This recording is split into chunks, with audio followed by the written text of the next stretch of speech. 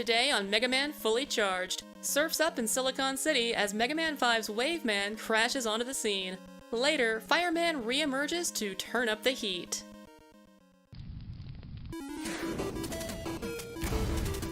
What makes a hero? Mega Man. Someone who fights for unity. Someone who stands for justice. Someone like Mega Man. Mega Man.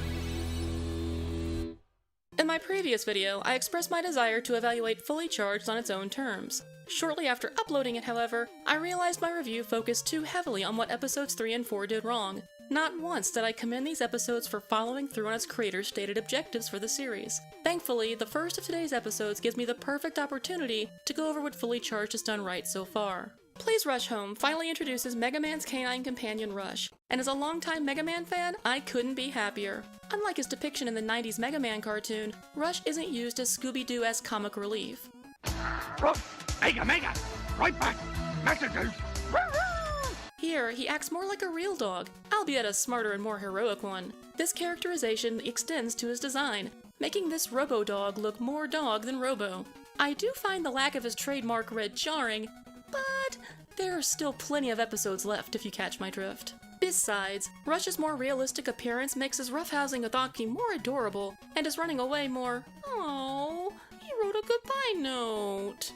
The misunderstanding which sets this episode into motion is a smart way to illustrate the consequences of not heeding its message about personal responsibility. Aki, acting like a typical kid trying to weasel out of something, attempts to guilt-trip Rush into helping him out. Rush, however, takes Aki's ploy seriously and runs away feeling hurt. This setup is easy for kids to understand. Skirting one's responsibility can cause disappointment and sometimes even pain. Yet, this message doesn't follow through into Mega Man's encounter with Wave Man. This isn't a bad thing per se. This happened in the previous episode as well. I'm just surprised considering how intertwined the message and plot were in the first two episodes. They didn't solely involve Aki working through a personal issue. They also had him confronting an embodiment of that issue. Hypno Woman didn't embody the problem of screen addiction in the same way that Fireman embodied uncontrolled anger. Similarly, Wave Man doesn't embody irresponsibility, at least not in a helpfully conspicuous way. Again, this isn't bad, it just makes the episode a little less tidy, despite Wave Man's obsession with cleanliness. The Wave Man encounter, however, isn't a total wash.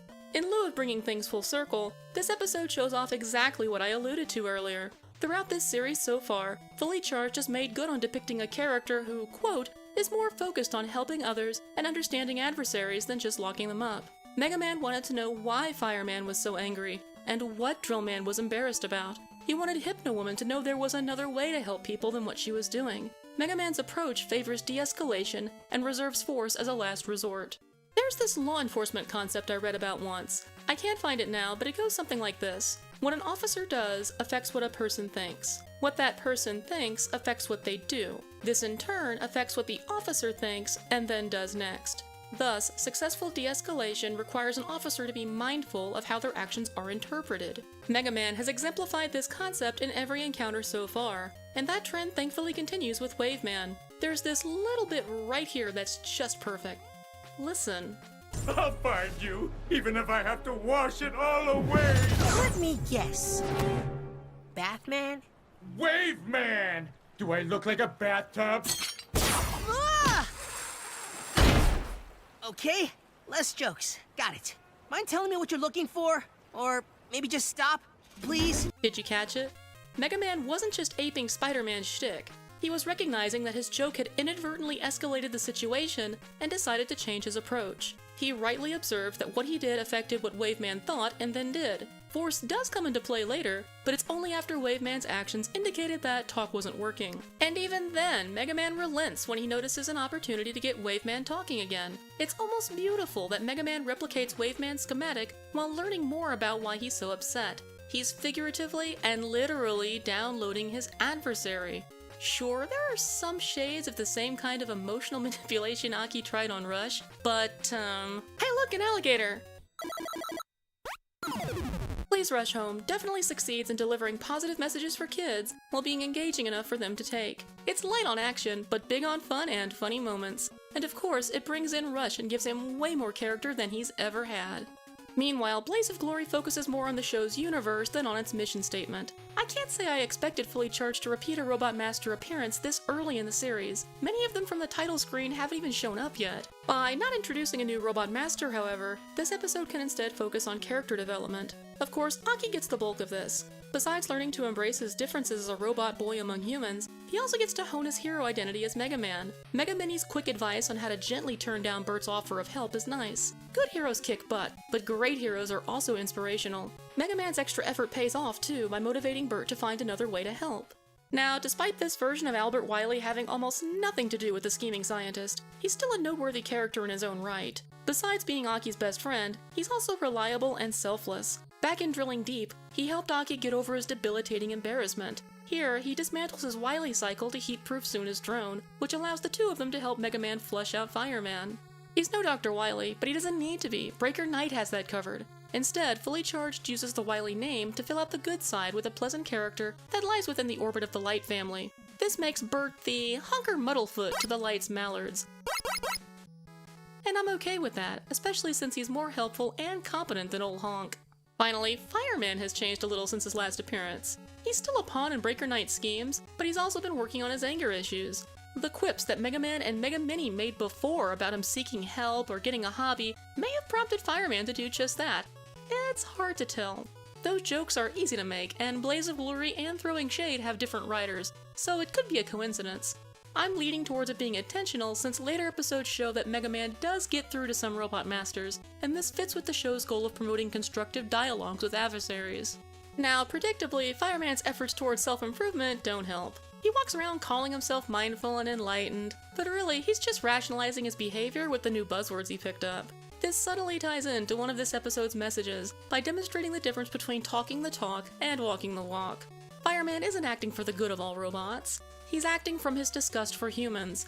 By contrast, Aki is thoughtful of Bert's feelings when he tells him it's too hot for humans in the water plant, and gratefully accepts his and Suna's drone-based assistance later. Besides growing characters and showing how not to be enlightened, Blaze of Glory only offers a lengthy game of cat and mouse. While the previous episode proves that Fully Charged doesn't need a ton of action to be entertaining, this episode starts to drag once in the water plant. I think Blaze of Glory benefits its characters and contains valuable lessons for young minds, but snappy TV it isn't, especially when placed alongside Please Rush Home. Speaking of which, Waveman was a real drip, huh?